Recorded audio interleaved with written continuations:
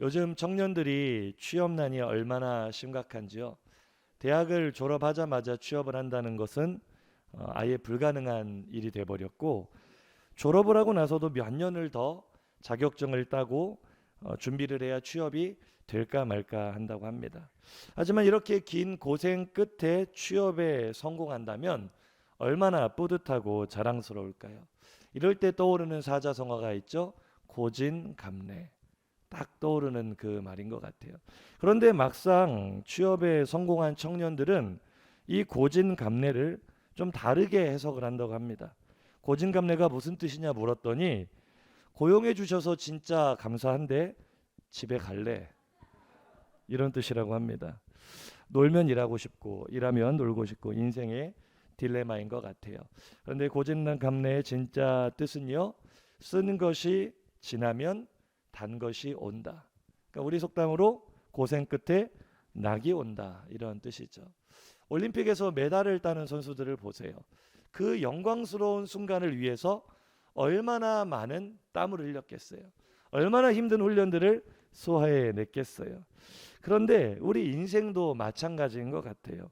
비록 지금 많이 힘들고 어려우신 분들 계실 거예요. 수많은 실패와 절망스러운 환경이 우리를 무겁게 누르고 있는 그럴 상황이 있는 분들도 계실 거예요. 그런데 아무리 힘들고 어려워도 오늘을 참고 견뎌내야 영광스러운 미래도 오게 될 줄로 믿습니다. 한번 인사하시죠. 참고 견뎌야 합니다. 이 참고 견뎌냄의 대명사라 하면 미국의 전설적인 세일즈 왕, 방문 판매 왕인 빌 포터라는 분을 생각해 볼 수 있는데, 제가 오늘 이분을 잠깐 소개를 하려고 그래요.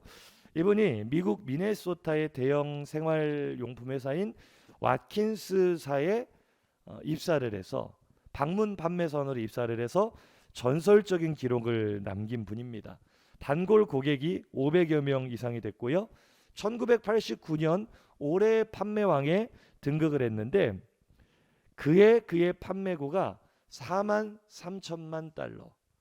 4만 3천 달러. 그러니까 지금 잘 이게 느낌이 안 오시네. 당시 환율로 하면 우리 돈으로 약 1억 원 이상의 물건을 판 거예요. 어마어마하죠. 방문 판매로 1억 원어치 이상을 팔았다. 지금까지도 이 기록이 깨지지 않고 있다고 합니다. 워낙에 전설적인 세일즈맨이다 보니까 이분의 일대기가 영화로 만들어지기도 했어요. 도어 투 도어라는 영화로도 만들어졌는데, 사실 이분의 이야기를 알게 되면 굉장히 놀랍습니다. 이 빌 포터는 뇌성마비 장애인이었어요. 그러니까 태어날 때 1932년 태어났는데 굉장히 어렵게 난산하는 과정 속에 출생을 하는데 의사의 실수로 그만 뇌성마비를 얻게 된 거죠. 그래서 이분이 평생 동안 자기 의지로 쓸 수 있는 신체 부위가 딱 두 다리와 왼손 엄지손가락과 검지손가락, 딱 여기까지만 자기가 움직일 수 있고 나머지 신체는 마비 상태인 거예요. 그마저도 걸을 때는 다리를 절뚝거렸고 말투도 굉장히 어눌했어요. 그럼에도 불구하고 그 어머니가 이 아들을 굉장히 독립심 있게, 장애를 핑계 삼아서 할 수 없다고 말하지 말아라, 굉장한 교육 철학을 가지고 독립심 있는 이 성인으로 키워냈습니다. 그래서 이분이 몸에 장애가 있음에도 불구하고 스스로 취업 문을 두드리는 거예요. 근데 아무도 고용을 해주지 않죠. 겉모습만 보더라도 고용을 안 하는 거예요. 그러다가 이 와킨스라는 회사에 방문 판매원으로 입사를 하게 되었는데 그것도 조건부였습니다. 이 와킨스에서도 몇 번을 거절을 했는데 이 사람이 끈질기게 저를 가장 사람들이 가기 싫어하는 지역으로 배정시켜 주십시오. 남들이 가기 싫어하는 가장 어려운 곳에 저를 보내주십시오. 이러한 조건부로 입사를 하게 된 거예요. 그래서 사람들이 가장 가기를 꺼려하는 이 가난한 지역에 배정을 받았어요. 그래서 이제 집집마다 찾아다니는데요. 이분의 외모만 보더라도 등이 굽어 있지요. 다리는 절뚝거리죠. 말은 어눌하니까 뭐 물건을 소개하기도 전에 문전박대를 당하는 거예요. 몇 달이 지나도록 물건을 하나도 팔지 못했습니다. 회사에서는 이런 사람을 왜 월급을 주면서 고용을 하느냐, 당장 해고해라 라는 압박이 들어오고 설상가상으로 부모님도 돌아가셨어요. 그런데 이 빌 포터는 그런 위기에서도 포기하지 않았습니다. 이분의 참 대단한 마인드가 있어요. 고객들이 나에게 노라고 말하는 것은 나에게 오지 말아라 라고 말하는 것이 아니라 더 좋은 물건을 가지고 다시 찾아와라. 이런 뜻이구나. 이렇게 긍정적으로 받아들이는 거예요. 그래서 그날부터 이분이요, 매일 새벽 4시 45분에 일어나 그 불편한 몸을 이끌고 날마다 15km 이상을 걸어 다니는 거예요. 그냥 건강한 사람이 걷기도 쉽지 않은 거리. 15km에 걸쳐서 100가구 이상을 날마다 방문하는 거죠. 싫다는 사람들 붙잡고 제품을 소개하고요. 고객이 문을 열어주지 않으면 문 열어줄 때까지 다시 찾아오고, 아파트 경비가 현관을 열어주지 않으면 주인이 들어갈 때까지 기다렸다가 따라 들어가고, 거절을 당해도 실망하지 않고 늘 밝은 표정으로 기회를 찾았어요. 그렇게 하기를 세월이 오래 흐르자 점점 이 사람의 성실함이 입소문을 타면서 조금씩 그의 고객들이 늘어나기 시작하는 거예요. 놀라운 거는 그의 가장 단골 고객들은요, 수십 번 이상 그를 문전박대했던 사람들이 이 사람의 성실함에 감동을 받아서 단골 고객이 된 거죠. 그래서 이 와킨스사에 조건부로 입사했던 이 빌 포터가 24년째가 되는 1989년 올해의 판매왕에 오르게 된 거죠. 그리고 그 뒤로도 전 미 지역에서 여러 번 1등을 놓치지 않았다고 합니다.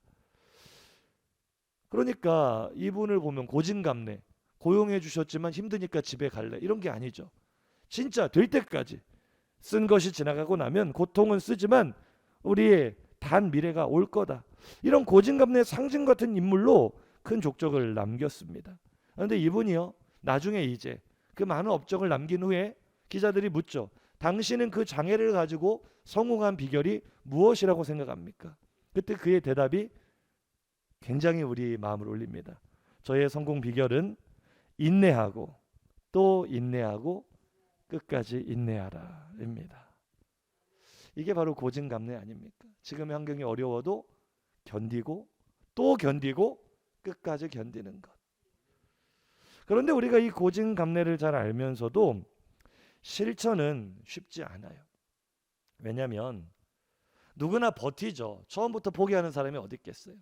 나름대로 열심히 버티는데 아무리 버티고 또 버티고 끝까지 버티려 해도 문제는 파도처럼 계속 밀려와요. 내가 감당하기에는 이제 너무나 커져버린 무게로 나를 누르는 거죠. 언제까지 버텨야 됩니까? 이미 버틸 만큼 버텼습니다. 저는 더 이상 버틸 힘이 없습니다. 우리 인생에 이런 위기가 찾아올 때가 있으실 거예요. 버텨봤는데 더 이상은 무리입니다. 힘이 듭니다. 그런데 우리 그때마다 생각했으면 좋겠어요.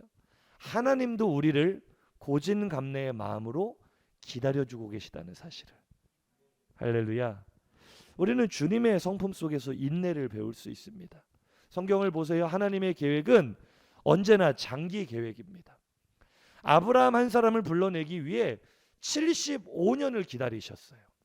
75년 동안 아브라함이 하나님과 상관없는 삶을 살았지만 그가 부르심을 받을 그 수준에 이를 때까지 기다려주신 하나님은 그에게 약속의 자녀를 주시기까지 또 25년을 기다리십니다.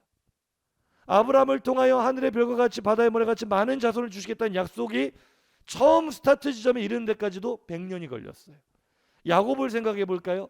야곱이 그렇게 좌충우돌하며 속이는 자로 자기 마음대로 인생을 살던 그가 드디어 하나님 앞에 무릎 꿇고 이스라엘이라는 새 이름을 얻기까지, 야곱의 그 당시 정확한 나이가 기록되어 있지 않지만 성경에 주어진 정보를 가지고 역추적을 해보니까 분이엘 사건, 하나님과 씨름하던 그때 당시 야곱의 나이가 거의 100살이에요.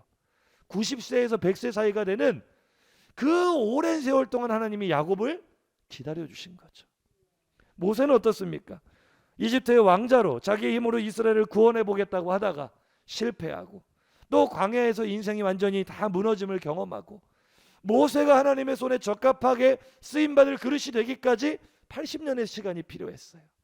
그런데 그 오랜 시간 하나님은 한 번도 변치 않으시고 기다려주시는 거죠. 견뎌주시는 거죠. 하나님의 시간 개념은 우리와 다른 것 같아요. 저는 이 말씀 속에서 하나님의 인내가 느껴지거든요. 베드로후서 3장 8절입니다. 시작. 사랑하는 자들아, 주께는 하루가 1000년 같고 1000년이 하루 같다는 이 한 가지를 잊지 말라. 아멘. 1000년을 하루같이 기다려주시는 하나님의 은혜. 한 청년이 이 말씀의 은혜를 받고 하나님께 물었습니다. 하나님, 하나님께 100만 년이라는 시간은 얼마나 긴 시간입니까? 100만 년. 그러자 하나님께서 대답하십니다. 나에게 100만 년은 1초와도 같단다. 그러자 이 하나님의 엄청난 스케일에 감탄한 청년은 다시 묻습니다. 하나님, 하나님께 100억 원은 얼마나 큰 돈입니까? 하나님께서 또 대답하시죠. 나에게 100억 원은 단 1원과도 같단다. 그때 이 기회를 놓치지 않고 청년이 간구합니다. 하나님, 저에게 1원만 주십시오. 그러자 하나님께서 빙그레 웃으시며 말씀하셨죠. 그래, 1초만 기다려라. 천년을 하루같이 기다려주시는 하나님의 시간 속에서 우리는 주님 안에 있는 인내의 성품을 바라봅니다. 최후의 만찬 자리를 생각을 해볼까요? 우리가 얼마 전에 요한복음 묵상 다 지나왔잖아요. 끝까지 사랑하시니라. 그 자리에 불과 몇 시간 후에 자신을 팔아넘길 가룟 유다도 앉아 있어요. 그 가룟 유다의 발을 닦아주시는 거죠. 그를 끝까지 참아주시는 거죠. 마지막까지 기회를 주시는 거죠. 요한복음 13장 1절이요. 시작. 유월절 전에 예수께서 자기가 세상을 떠나 아버지께로 돌아가실 때가 이른 줄 아시고 세상에 있는 자기 사람들을 사랑하시되 끝까지 사랑하시니. 아멘. 쉽지 않잖아요. 가룟 유다가 배신할 걸 알면서도 끝까지 참아주는 거 쉽지 않잖아요. 근데 가룟 유다만 그렇습니까? 나도 그래요. 하나님이 나를 살리시려고, 나를 구원하시려고 무엇까지 참으셨습니까? 십자가까지 참으셨어요. 히브리서 12장 2절입니다. 시작. 믿음의 주요 또 온전하게 하시는 이인 예수를 바라보자. 그는 그 앞에 있는 기쁨을 위하여 십자가를 참으사 부끄러움을 개의치 아니하시더니 하나님 보좌 우편에 앉아 계신. 아멘. 나를 구원하기 위해 가장 저주스러운 형벌까지도 참으시는 주님의 그 사랑. 놀라운 사실은 주님의 그 사랑이 지금도 끝나지 않았다는 거예요. 지금도 우리가 얼마나 자주 넘어집니까? 얼마나 자주 실패합니까? 얼마나 자주 하나님을 배신하고 말씀대로 살지 않습니까? 그런 나를 지금도 참아주고 계세요. 지금도 도와주고 계세요. 로마서 8장 26절입니다. 시작. 이와 같이 성령도 우리의 연약함을 도우시나니 우리는 마땅히 기도할 바를 알지 못하나 오직 성령이 말할 수 없는 탄식으로 우리를 위하여 친히 간구하시느니라. 아멘. 이처럼 나를 오래 참고 기다려주신 하나님의 사랑. 저는 하나님의 사랑을 이렇게 정의하고 싶습니다. 저를 따라 고백해 보실까요? 포기를 모르는 사랑. 포기가 없는 사랑. 우리가 다 그 사랑 받은 줄로 믿습니다. 그 하나님의 참아주시는 인내 때문에, 나를 오래 참고 기다려주시는 주님의 인내와 긍휼 때문에 내가 생명을 얻었고 오늘 영생을 누리며 살고 있는 줄로 믿습니다. 그러니까요, 우리 인생에 나는 여기까지입니다. 나는 더 이상 버틸 힘이 없습니다. 나는 도저히 견딜 만큼 견뎠는데 이제 더 이상 나에게 희망이 없습니다. 소망이 없습니다. 말하는 위기가 찾아올 때는 나를 참고 기다려주시는 하나님을 바라보시고 하나님을 생각하시기를 주님의 이름으로 축복합니다. 위기 때 우리 주님을 바라보는 거예요. 나를 참고 기다려주시는 주님. 히브리서 12장 1절 이하 말씀이 그 말씀이에요. 시작. 인내로서 우리 앞에 당한 경주를 하며 믿음의 주요 또 온전하게 하신 이인 예수를 바라보자. 우리가 인내로 우리 인생의 경주를, 믿음의 경주를 하자는 거예요. 그러면서 뭐를 바라보자고요? 예수를 바라보자. 왜 그렇습니까? 시작. 그는 그 앞에 있는 기쁨을 위하여 십자가를 참으사 부끄러움을 개의치 아니하시더니 하나님 보좌 우편에 앉으셨느니라. 중요합니다. 너희가 피곤하여 낙심하지 않기 위하여 죄인들을 이같이 자기에게 거역한 일을 참으신 일을 생각하라. 아멘. 할렐루야.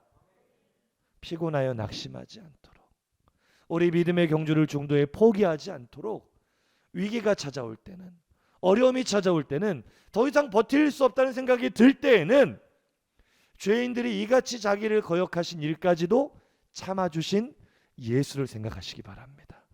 예수를 바라보시기 바랍니다. 이 말씀대로 순종한 사람이 바로 사도 바울이에요.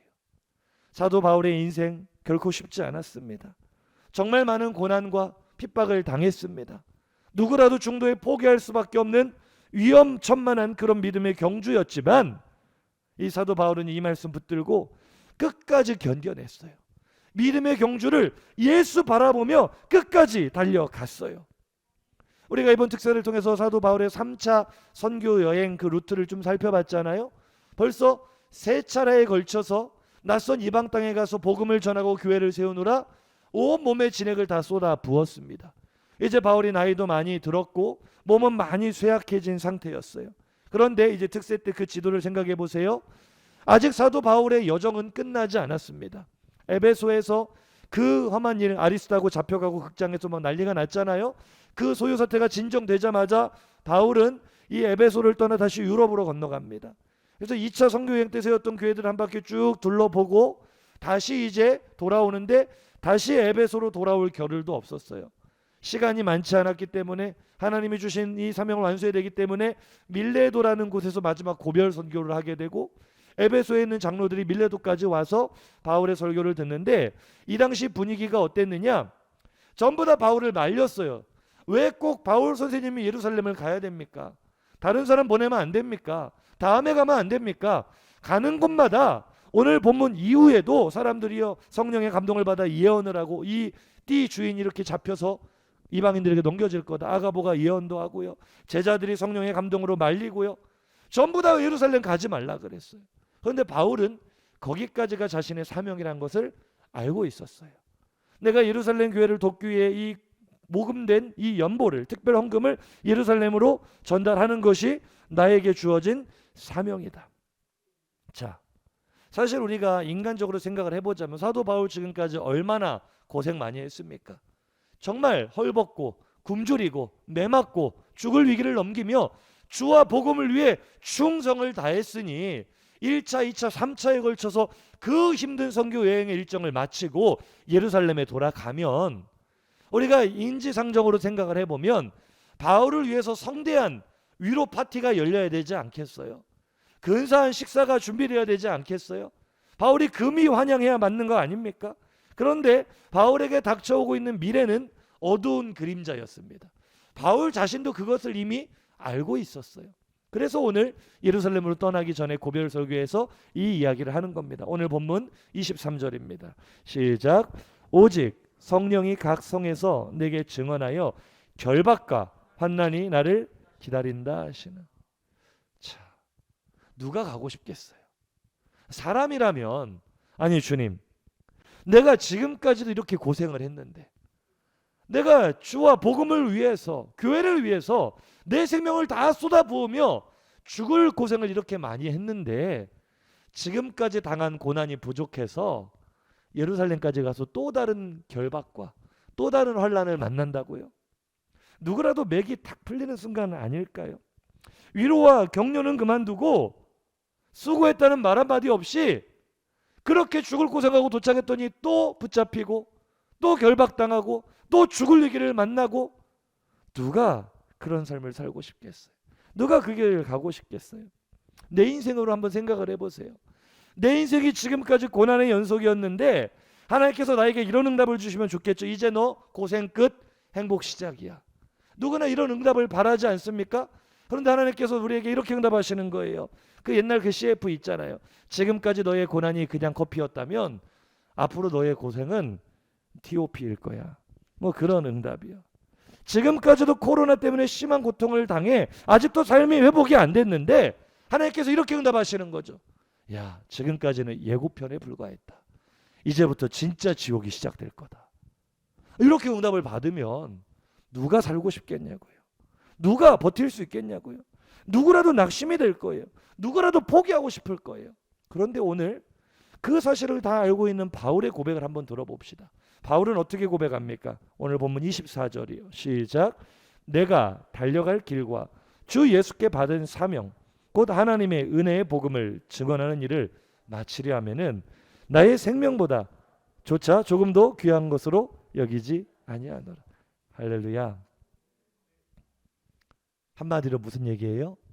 고난이 있는 걸 알고 있지만, 또 다른 환난이 있는 걸 알고 있지만 나는 끝까지 완주하겠다는 거예요. 비록 결승 지점에서 나를 기다리고 있는 것이 환희와 영광과 기쁨이 아니라 또 다른 결박과 환난이라 할지라도 나는 그 경주를 반드시 끝까지 마치겠다고 말을 합니다. 왜요? 바울이 하나님 나라의 영적인 원리를 너무나 잘 알고 있었거든요. 하나님의 나라는, 진짜 승리자의 상은 이 믿음의 경주를 끝까지 견디고 완주하는 자에게만 주어지는 것인 줄로 믿으시기 바랍니다. 세상에서처럼 1등이 될 필요는 없어요. 그러나 완주하지 못하면 상도 없는 거예요. 주님이 말씀하셨거든요. 마태복음 24장 11절에서 13절입니다. 시작. 거짓 선지자가 많이 일어나 많은 사람을 미혹하겠으며 불법이 성함으로 많은 사람의 사랑이 식어지리라. 그러나 끝까지 견디는 자는 구원을 얻으리라. 아멘. 우리 마지막 때 일어날 일들이에요. 많은 사람들이 미혹되고 이 이만희 같은 신천지 거짓 선지자가 많이 일어나고 불법이 성행하는 이 시대에 많은 사람의 마음에 사랑이 식어질 거다. 지금 우리가 살고 있는 시대가, 오늘 장로님도 기도하셨지만 전쟁이 일어나고 여전히 아픔이 있고 갈등이 있고 주님의 말씀대로 말세의 징조들이 나타나고 있지 않습니까? 그때 우리에게 주신 이 승리의 비결은 끝까지 견디는 자는 구원을 얻으리라. 한 번 더 얘기하십니다. 마가복음 13장 13절 시작. 또 너희가 내 이름으로 말미암아 모든 사람에게 미움을 받을 것이나 끝까지 견디는 자는 구원을 받으리라. 할렐루야. 어떻게 이렇게 말씀이 정확해요? 요즘 코로나 이후로 얼마나 교회가 사람들에게 미움받아요. 얼마나 예수 믿는 성도들이 사람들에게 무시당해요. 그러나 끝까지 견디는 자는 구원을 얻으리라. 끝까지 견디는 자가 최후 승리를 얻으리라. 우리 옆에 계신 분을 격려하겠습니다. 끝까지 견뎌야 됩니다. 끝까지 버텨야 됩니다. 할렐루야. 하나님은요, 지금 내 삶이 얼마나 힘든지, 지금 내 믿음의 경주가 얼마나 외로운지 잘 알고 계세요. 모르시는 게 아니에요.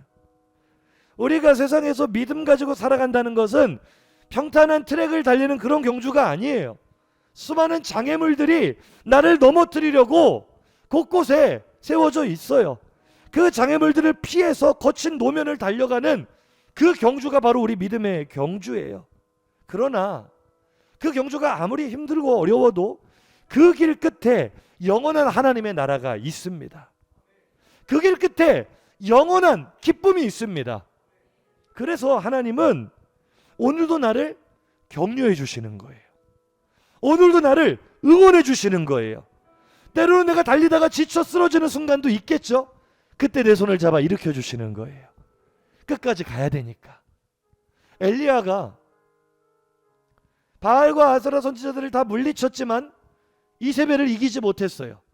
이세벨이 분노에 차서 내가 내일 이맘때까지 너를 죽이지 못하면 내가 저주를 받을 거다, 으름장을 놓자 이 담대한 선지자였던 엘리야가 겁을 먹고 도망을 갑니다. 너무나 그 마음속에 낙심이 찾아왔어요. 이만큼 버텨왔죠. 외로운 싸움 여기까지 해왔고 승리를 얻었다고 생각했는데, 아니 승리가 아니라 또 다른 고난이었어요. 또 다른 이스라엘의 협박을 받아들였을 때 그가 두려웠다기보다는 맥이 풀렸다고 봐야죠. 더 이상 싸울 의미가 뭐가 있는가. 이쯤 되면 아합 왕이나 이세벨 여왕이 회개할 줄 알았는데 펼쳐지는 상황은 내 기대와 너무 다르더라는 거예요. 그래서 조금 전에 하늘에서 불을 내렸던 그 강력한 하나님의 사람 엘리야가 바로 다음 장인 열왕기상 19장에서는 너무나 초라하게 무너진 모습을 보여줍니다. 광야로 들어가서 로뎀나무 아래에 엎드려서 차라리 나를 죽여달라고 말하는 엘리야의 모습. 그때 하나님은요, 엘리야를 격려해 주십니다. 엘리야를 어루만져 주십니다. 그리고 이렇게 얘기하시죠. 일어나라. 힘을 내라. 아직 가야 될 길이 멀다. 말씀 볼까요? 열왕기상 19장 5절 7절입니다. 시작. 로뎀나무 아래에 누워 자더니 천사가 그를 어루만지며 그에게 이르되 일어나서 먹으라 하는지라. 본즉 머리맡에 숯불에 구운 떡과 한 병 물이 있더라. 이에 먹고 마시고 다시 누웠더니 여호와의 천사가 또 다시 와서 어루만지며 이르되 일어나 먹으라. 네가 갈 길을 다 가지 못할까 하노라 하는지. 아멘.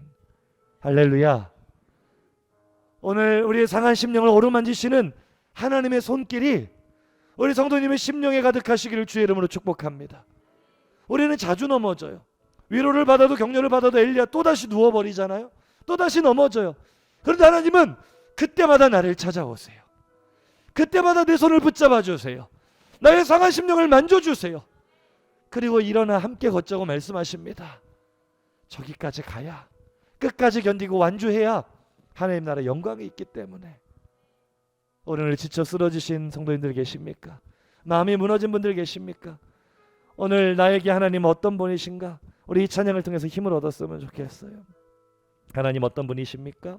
오 주님, 오 주님, 당신은 내 삶 구석구석까지 감찰하시며 나를 응원하시는 분, 내 길을 밝혀서 영원한 생명의 길로 인도하시며 나를 격려하시는 분. 오 주님, 오 주님, 당신은 내 삶 구석구석까지 감찰하시며 나를 응원하시는 분, 내 길을 밝혀서 영원한 생명의 길로 인도하시며 나를 격려하시는 분, 크고 작은 갈등을 겪곤 하지만 항상 결국 당신을 선택함. 크고 작은, 크고, 우리의 인생이 그렇습니다. 갈등 중에 있죠. 고난 중에 있죠. 그러나 그때마다 나를 위로하시는 주님의 손 붙잡기 원합니다. 당신을 선택합니다. 고백합니다. 나의 유일한 고백의 대상은 오직 아름다운 당신뿐입니다. 나의 유일한 고백의 대상은 오직 아름다운 당신뿐입니다. 나의 예배를 받으소서, 홀로 영광을 받으소서. 주여, 나의 주여.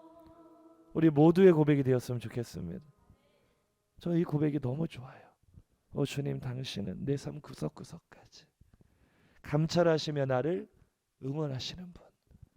내가 지쳐 쓰러진 걸 아시기 때문에 내 길을 밝혀서 영원한 생명의 길로 끝까지 인도하시고 나를 격려하시는 분. 오늘 말씀을 통하여 그 하나님 만나시기를 주님의 이름으로 축복합니다. 내가 선한 싸움을 다 싸우고 믿음의 경주를 마치기까지 주님은 나를 포기하지 않으십니다. 끝까지 나를 격려하십니다. 응원하십니다. 붙드십니다. 그 하나님을 바라보면 포기하고 싶은 순간에 견딜 수 있어요. 하나님이 나를 응원하고 계시고 격려하고 계시는구나, 나를 바라보고 계시는구나, 지쳐 쓰러지는 순간에 새 힘을 얻을 수 있어요. 바울처럼 그 고난을 견디고 끝까지 달려가시기를 주의 이름으로 축복합니다. 그런데 오늘 말씀을 통해 제가 정말 성도님과 한 가지 더 나누고 싶은 게 있는데요. 한 가지 기억해야 될 게 있어요. 버틴다, 견딘다, 끝까지 견뎌낸다 라고 우리가 이 오늘 본문을 이렇게 이미지로 그려볼 때 이런 이미지가 떠오르기가 쉽거든요. 이를 악물고 끝까지 전투적으로 버티는 그런 모습. 그런데요, 저도 그렇다고 생각을 했거든요. 버틴다는 것이, 견딘다는 것이 정말 어금니가 깨질 정도로 이를 앙다물고 그냥 어떻게든 견뎌내겠다. 저도 그렇게 나름대로 제가 신앙적으로 방황하고 흔들릴 때 그렇게 버텨보려 했던 적이 있거든요. 그런데 제가 경험해 보니까 그렇게 버텨가지고는 얼마 못 가더라고요. 이를 악물고 버텨내야지, 견뎌내야지 하면은요, 사람의 결단과 결심은 아무리 강해도 쉽게 무너져 버려요. 고난이 크면 클수록 우리의 결심은 정말 물거품처럼 사라질 때가 많아요. 한번 인사하시죠. 억지로 버티는 게 아닙니다. 이를 악물고 버티는 게 아닙니다. 오늘 바울이 어떻게 그 고난을 견뎌냈는가, 어떻게 믿음의 경주를 끝까지 달려갔는가, 우리가 그 비밀을 발견을 해야 돼요. 다시 한번 24절을 한번 보겠습니다. 시작. 내가 달려갈 길과 주 예수께 받은 사명 곧 하나님의 은혜의 복음을 증언하는 일을 마치려 하면은 나의 생명조차 조금도 귀한 것으로 여기지 아니하노라. 우리가 여기서 오해가 생기는 거예요. 바울이 마치 이 말을 오해하면 지금 살아있는 내 생명은 아무 가치도 없기 때문에 그냥 아무렇게나 방치하고 죽거나 살거나 어차피 한 번 본 인생 대충 뭐 고난 당하다가 죽으면 영원한 영광이 있겠지, 우리가 그렇게 받아들이니까 바울과 우리의 삶에 너무나 큰 괴리가 있는 거예요. 바울은 지금 그 얘기를 하는 게 아니거든요. 오늘 내 생명에 가치가 없다, 그 얘기를 하는 게 아니거든요. 바울이 말하는 승리를 한번 보세요. 우리가 넉넉히 이기느니라. 이를 악물고 겨우 이기는 게 아니라 넉넉히 이긴다 그랬어요. 넉넉히. 할렐루야. 그럼 비결은 어디에 있는가? 어떻게 넉넉히 이기는가? 오늘 바울의 이 말을 해석하기 위해서 빌립보서 3장 8절 9절을 봐야 됩니다. 시작. 또한 모든 것을 해로 여김은 내 주 그리스도 예수를 아는 지식이 가장 고상하기 때문이라. 내가 그를 위하여 모든 것을 잃어버리고 배설물로 여김은 그리스도를 얻고 그 안에서 발견되려 함이니. 아멘. 할렐루야. 바울 자신이 대단하고 강해서 고난을 이겨내고 버텨낸 게 아니라는 거예요. 바울이 어떻게 자기 생명을 조금도 귀하지 않게 여길 수 있었는가 생각을 해보세요. 생명이 귀하지 않은 사람이 어디 있겠어요. 그리고 하나님이 생명을 얼마나 귀하게 생각하십니까? 복음의 핵심은 생명 아닙니까? 생명을 살리시기 위해. 그런데 어떻게 바울은 내 생명을 조금도 귀한 것으로 여기지 않는다 말할 수 있는가? 바울이 가지고 있는 신앙을 봐야 돼요. 바울의 진짜 생명은 예수 안에 심겨졌습니다. 바울이 지금 말하는 이 생명은 옛사람의 소욕을 가진 생명을 말하는 거예요. 이 땅에서 썩어질 구습을 따르던 그 생명, 배설물처럼 버려도 조금도 아깝지 않고 조금도 고통스럽지 않은 이유는 진짜 내 생명이 예수 안에 뿌리를 내리고 심겨졌기 때문에, 이제부터 나는 예수 안에서 발견될 것이기 때문에, 이전에 세상에 영광을 줬던, 이전에 세상에 성공을 줬던 바울의 이름은 사라져도 옛날에는 그게 고통이었죠. 옛날에는 그것이 전부였죠. 절대로 그럴 수 없었죠. 그러나 이제는 괜찮다는 거예요. 진짜 생명이 예수 안에 심겨졌기 때문입니다. 할렐루야. 한번 인사하시죠. 당신은 어디에 심겨지셨습니까? 오늘 설교의 핵심을 한번 외쳐볼까요? 화면 보시고 시작. 고난을 견뎌내는 비결은 내가 어디에 심겨졌는가에 있습니다. 아멘. 그냥 이악 물고 버틴다고 버텨지는 게 아니라 오늘 내가 예수 안에 심겨지기를 주의 이름으로 축복합니다. 세종대왕을 중심으로 그의 6대 조상까지 거슬러 올라가 그 공적을 찬양하는 노래가 있습니다. 우리나라 최초 한글로 쓰여진 악장 용비어천가입니다. 이 용비어천가가 무려 125장에 이르는 긴 노래인데요. 우리에게 익숙한 드라마 제목들이 이 노랫말 속에서 많이 나옵니다. 용비어천가 1장이 이렇게 시작됩니다. 해동 육룡이 나르샤 일마다 천복이시니. 동쪽에 있는 6마리의 용이 날아올라서 하는 일마다 하늘에 복을 내리시더라. 이런 뜻이에요. 육룡이 나르샤 드라마 재밌게 보셨죠? 용비어천가 1장에서 나온 내용이에요. 2장도 우리에게 참 익숙합니다. 오늘 설교의 제목이죠. 불이 깊은 남간 바람에 아님일세 곧 듀고 여름 하나니. 이 말은 뿌리 깊은 나무는 바람에 흔들리지 않기 때문에 꽃이 좋고 열매가 많이 열립니다. 샘이 깊은 물은 가말에 아니 그칠세 내이 이러 발아래 가나니. 원천이 깊은 물은 가뭄에 끊이지 아니하므로 시내를 이루어 바다로 흘러갑니다. 이게 용비어천가 2장이거든요. 뿌리 깊은 나무 드라마 재밌게 보셨죠? 이게 용비어천가에 나오는 거예요. 10,000원짜리 지폐 보시고 와 돈이다 하고 좋아하지만 마시고 오늘 집에 가셔서 저 10,000원 뒤에 배경 잘 살펴보시면 오늘 설교의 제목이 나올 거예요. 저 10,000원짜리 지폐 저 배경에 써 있는 글씨가 바로 용비어천가 제2장입니다. 뿌리 깊은 나무는 바람에 아님일세. 흔들리지 않는다. 뿌리 깊은 나무 되시기를 주의 이름으로 축복합니다. 저는 용비어천가 2장을 읽을 때마다 참 복음의 메시지 같다는 생각을 해요. 시편 1편 3절입니다. 시작. 그는 시냇가에 심은 나무가 철을 따라 열매를 맺으며 그 잎사귀가 마르지 아니함 같으니 그가 하는 모든 일이 다 형통하리로다. 할렐루야. 시냇가에 심은 나무는 형통합니다. 시냇가에 심은 나무는 넉넉히 이겨냅니다. 시냇가에 심은 나무는 믿음의 경주를 끝까지 견뎌낼 수 있습니다. 다시 한번 물어보세요. 옆에 계신 분에게 어디에 심겨주셨습니까? 할렐루야. 반석 되시는 예수에게 뿌리를 내리고 깊이 심겨진 나무인가? 아니면 모래성과 같은 모래밭 위에 같은 그런 세상에 겨우 발을 딛고 위태롭게 꽂혀 있는 그런 인생인가? 아니면 어쩌면 꽂혀 있는 정도도 아니고 이리저리 세상에 굴러다니는 잡초더미는 아닌가? 1년의 절반은 비가 오지 않는 메마른 기후, 지중해성 기후에서 살아가는 텀블위드라는 식물이 있습니다. 회전초라는 식물인데요. 식물이에요. 이 식물이 참 특이합니다. 씨가 다 성숙되고 나면은 스스로를 뿌리에서 잘라냅니다. 그리고 이 텀블위드가요, 바람을 타고 여기저기 통통통 굴러다니는 거예요. 이렇게 굴러다녀요.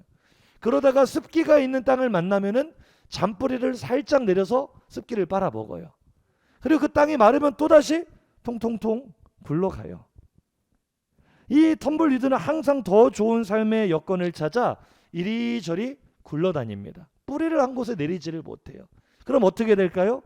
다음 사진 보시면 결국에는 바짝 메마른 큰 덩어리가 돼요. 이게 지중해성 기후에서는 골칫덩어리입니다. 차도 막아버리고 집 앞에 문도 막아버리고 아무 열매도 맺지 못하는 나무가 돼서 그냥 처치곤란인 애물단지로 전락해버리는 이 텀블위드. 그런데요, 똑같은 지중해성 기후에 뿌리를 한 곳에 깊게 내리고 자라나는 올리브 나무가 있습니다. 올리브 나무 한번 보여주세요. 이 같은 지역에서 나는 나무거든요. 이 나무는요, 뿌리를 내리고 1년이 지나면 그때부터 열매를 맺기 시작해요. 그래서 뿌리가 수분층에 도달하는 15년 정도 되면은 어마어마한 열매를 맺기 시작하는데요. 이 어마어마한 열매를 맺는 이 올리브 나무는 식용으로도 쓰고요, 약재로도 쓰이고 또 뭐 제사 지내는 기름으로도 쓰이고 하여튼 뭐 열매, 잎, 줄기까지 하나도 버릴 것이 없어요. 제가 성지순례를 가서 보니까 이 중동 땅이요, 가는 곳마다 진짜 황량한, 저는 그런 데는 처음 봤어요. 온통 다 광야예요, 광야. 근데 그 광야에 푸르른 숲이 형성되는 곳이 있어요. 바로 이 올리브 나무가 뿌리를 내린 자리는요, 숲이 이루어져요. 생명력이 있어요. 이 올리브 나무의 수명이 보통 1000년 이상 간다 그래요. 그리고 지금 겟세마네에는 2000년 된 올리브 나무도 있답니다. 그러니까 예수님 당시에 있었던 나무가 지금도 있는 거죠. 오늘 이 텀블위드와 올리브 나무의 차이를 보면서 우리가 이걸 알아야 돼요. 이 두 나무는 자라는 환경에는 조금도 차이가 없어요. 똑같이 척박해요. 1년의 절반 이상 비가 내리지 않아요. 습기가 없어요. 그러나 그 기후에도 불구하고 이 두 식물의 영향력이 이토록 차이가 나는 이유는 단 한 가지입니다. 뿌리를 어디에 내렸는가. 우리 인생이 마찬가지예요. 텀블위드 회전초처럼 고난을 피해서 이리로 피했다가 또 저리로 피했다가 여기저기 굴러다니면 결국 아무 열매도 맺지 못하는 애물단지 인생으로 전락할 수 있습니다. 그러나 바울처럼 예수 안에 우리 믿음의 뿌리를 깊게 내리면 우리가 예수 안에서 발견되고 예수 안에 살아가고 예수와 함께 살아가는 삶 속에서 누리는 하나님의 나라를 깨닫게 되면 우리는 어떠한 고난이 와도, 코로나 아니라 더한 것이 와도 넉넉히 이기게 될 줄로 믿습니다. 이 어려운 고난을 이기고 끝까지 견뎌내고 경주를 완주하는 건데 의지나 노력으로 되는 게 아니라 우리의 원천이 되시는, 우리의 근원이 되시는 예수께서 공급해 주시는 힘인 줄로 믿습니다. 말씀을 줄이겠습니다. 많이 힘드시죠? 그냥 견디는 게 아닙니다. 이악 물고 버티는 게 아닙니다. 힘들 때일수록, 낙심이 될수록 예수를 바라보시기 바랍니다. 예수를 생각하시기 바랍니다. 그리고 그분께 우리 믿음의 뿌리를 내리시기 바랍니다. 바울처럼 예수 안에서 발견되시기를 주의 이름으로 축복합니다. 예수 안에서 발견된다는 것은 내가 늘 말씀 가운데, 기도 가운데 주님과 동행하는 삶을 산다는 것을 의미하는 거예요. 주님 안에 같이 살아가면 우리는 뿌리 깊은 나무가 되어 어떤 인생의 고난에도 바람에도 흔들리지 않게 될 줄로 믿습니다. 이제 우리 열매 맺어야죠. 흔들리는 많은 사람들에게 희망의 증거가 되고 그들의 그늘이 되어주시기 바랍니다. 그것이 우리의 사명이며 달려갈 믿음의 경주인 줄로 믿습니다.